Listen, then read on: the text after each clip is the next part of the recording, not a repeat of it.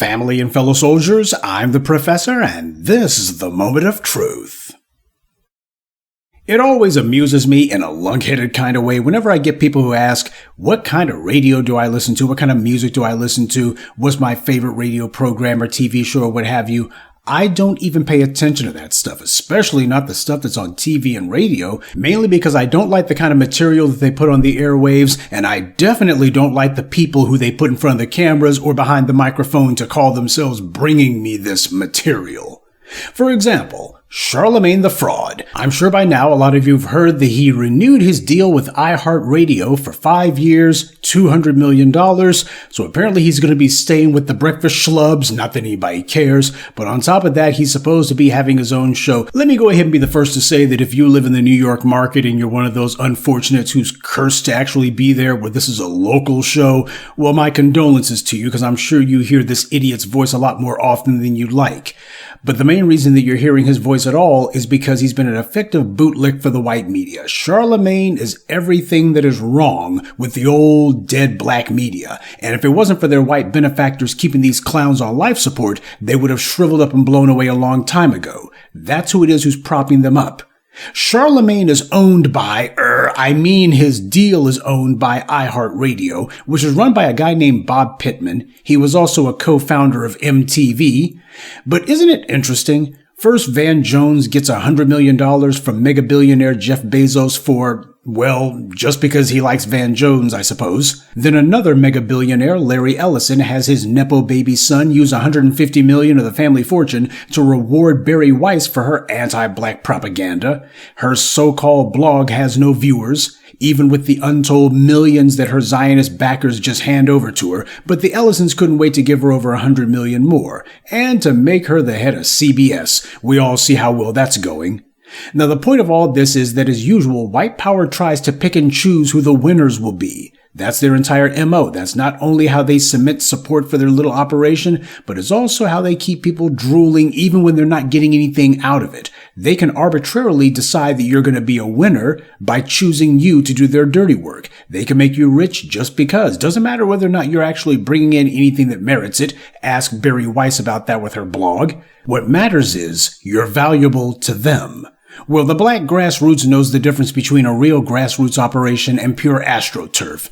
And if the white media is sitting here cheering you on and giving you phony praise, and even if they're handing you a big check, that means you're on the take for them. These bootlicks like Charlamagne have been out here auditioning for the longest time for a white media paycheck, and this is the result.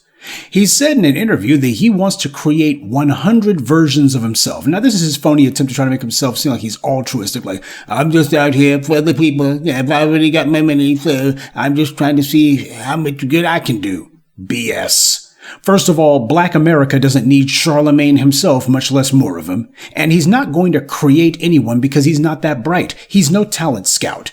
He is himself an invention of the white media. Without them, he wouldn't exist. Just like Oprah Winfrey. See, Oprah, she may have been the one who actually mentioned people like Dr. Oz and people like Phil and people like her friend Gail Skank. But the reality is, without King's World Media, she wouldn't have had a show. And without these people in white media putting her pals on, they wouldn't exist either. She was no kingmaker. She was no queenmaker. Where the hell would Gail Skank be if it wasn't for CBS giving her a morning show? I'll wait for that one. And just like Oprah Winfrey, Charlamagne is also no kingmaker. The white media are the ones who put these people on. And if they call themselves discovering any talent, the white media will be the ones who they expect to make them a success. It sure as hell ain't coming out of Charlamagne's pocket, that's for sure. 100 versions of himself indeed. Really. The white media made Charlamagne a thing, but they don't want 100 more of him or even the one that they've got. But the white media understands that having a fool like him in front of the cameras and putting out headlines saying he's got a 5-year, $200 million deal, just the fact that they announced that, well, that's going to be sufficient to make a number of these wannabe sellouts out here decide that they will do anything, stand on their heads, set themselves on fire, you name it, just for even the opportunity to sniff the dirty drawers of the Bob Pittmans out there. And I know a number of aspiring bootlicks lurk around these parts. The number of DNC shills alone is proof of that. We gotta be honest, family. There's sadly no lack of worthless individuals who cannot wait to sell us out. There's a reason so many of the slave revolts failed. There's a reason why everything from the civil rights movement to the Black Panthers wound up being riddled and absolutely overrun and infested with informants and sellouts and agents. People who lack courage, integrity, and morals. These people are willing slaves because they want to be, and they can't wait to help Massa make sure that everybody else is held in bondage too. People like Charlamagne the Fraud and that toilet that he's a part of that he calls a radio show. People like him are exactly the reason why the new voices of black media were created in the first place and necessary. 18 years ago, I had said that the mission of the black media was to take control of the social discourse within the black community and to elevate the debate. And if you want to know exactly who it is that we have to take control of the social discourse from, it's these paid bootlicks like Charlamagne the Fraud, who got the white media stuffing his pockets specifically for the purpose of proving that he can lead us around by the nose. And when it comes to elevating the debate, have you listened to the brain-dead garbage this moron's been doing for the last 20 or so years? He's precisely the kind of individual that we need to rescue black discourse from. And he's the kind of individual who took all of our black debate and put it into the toilet. How the hell are you going to have some politicians in your little so-called studio and you're not going to ask them about reparations? How the hell are you going to have Kamala Harris there and you're not going to put her on the spot about her shady past? That's the entire point. Their job is not to actually ask any tough questions. That's the garbage the white media says. Idiots like Essence, well, he asks tough questions. Get out of here. He doesn't ask any tough questions at all. What he does is the same old bounding of debate. He's part of that whole motley crew where his job is actually to set up predetermined boundaries for the debate, predetermined boundaries for the discussion. He sits there and pretends to be some sort of faux urban radical. I'm going to ask about this question. And then the white media can say, oh, see, our little bootlick over here, he pretended to ask us some tough questions here. So the rest of you guys, you can't go any farther than that. Anything beyond that, and you're the fringe, because that's what they're calling him. I mean, he's pretty much at the far end of the spectrum, when in reality, he's exactly where they want him to be. If you follow Charlamagne the Fraud around, you're never going to be asking any tough questions, because the point of tough questions is to expose people who are doing wrong. It's not simply to have some sort of back and forth with them. So for the would-be sellouts who spend every day wondering how they can get some crumbs from Massa's table, this latest bootlick bounty will be enough to get some of these other fools to spend the next 20 years trying to see if they can get a paycheck too. That's how it works when you're dealing with the lowest common denominator. When you're sitting here dealing with individuals who will do anything at all just to get a couple of pennies from Massa, people who can't wait to sell out. If Charlamagne was anything other than a tool, do you think the white media would be giving him all of these puff pieces? Do you think they'd be sitting here praising him and saying, oh, Charlamagne, he's built himself a media kingdom, etc., etc.? Do you think that they would be giving him hundreds of millions of dollars if he actually was saying anything real? No, he's here to sell the soap. But the problem is, if you decide to put on the white media's soap, you only get dirtier.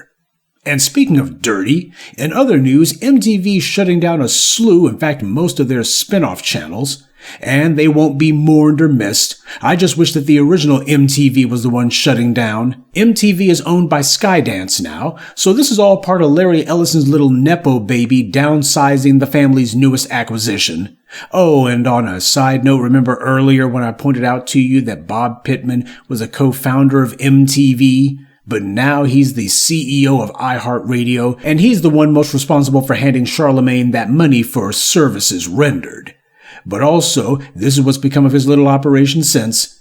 MTV started out basically trying to censor black people from those airwaves. When MTV first debuted, it was huge. That's because you didn't have so many TV channels back then. It was revolutionary at the time. All of these music videos, except the problem was those guys who were running it, Kurt Loder and others, these people made it a point that they were not going to be showing black people if they could avoid it. About the only one who they actually would show was Michael Jackson for a number of years, but that's just because they couldn't avoid it. He was the biggest thing in media at the time. But even people like David Bowie and others couldn't help but notice that MTV clearly had an open bias when it came to having black music videos being shown. Anything by a black performer, well, they just didn't want to have to do it. And then when it came to hip-hop, it seemed that there was no scandal or rumor or gossip that MTV wasn't willing to repeat and signal boost. Anything that would go ahead and make hip-hop look bad, they always seem to be the tip of the spear on that one. So they made it excruciatingly obvious that MTV didn't want to have black people on their screens at all unless there was something negative that they could say. talking negatively about black people, then all of a sudden, oh yes, we want to make sure that we have black folks front and center for that. Now, considering the fact that the guy who co-founded MTV is also the guy who's signing Charlamagne's paychecks these days, in 20 years, has any of you ever heard Charlamagne going ahead and giving MTV the business on that and telling people these guys are a bunch of dirty dogs, shouldn't be listening to them? When has he ever made it a point to say the things you've heard me say about MTV, to take them to task, remind people who the hell they are? You see, whenever it comes to black people and black businesses, these white radio and TV show hosts, these people are always attacking black folks. They're always making it a point that if there's something they can say that scandalizes a black person, they make sure you never forget. They mention it every chance that they get. That's their job. So, have we seen Charlamagne making a point to put these people on Front Street and make sure to put a dark cloud over their heads and remind everybody about all the sins that they've committed? Because at least then it would actually be warranted. But family, please be aware when you see stuff like this with Charlamagne getting paid money just like Van Jones before him, this is how you know that there's an organized program at work and who it is that they've got on the take. If somebody actually has something of significance to say, something worth hearing, then it's not going to be the same slop that you get from every other black FM morning radio type. There is nothing that you have heard or seen from Charlamagne that you haven't already heard before. Well, obviously the one thing you're not going to hear from Charlamagne the Fraud is anything intelligent. He doesn't do that.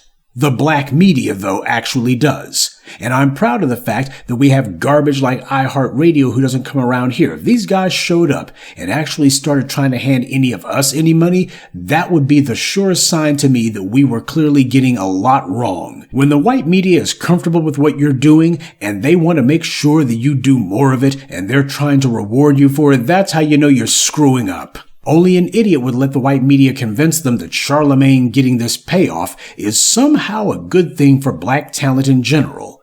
Charlamagne has not said or done anything that benefits anyone other than him. He loves to pal around with trash like Tommy Lauren and others, and apparently he doesn't see anything wrong with that. And that's the reason why, if you got a brain, you stay away from people like him. The only thing he can do is degrade your mentality and waste your time as he drags you down to his level. But then again, if you're somebody who already listens to Charlamagne the Fraud, you probably wouldn't even notice.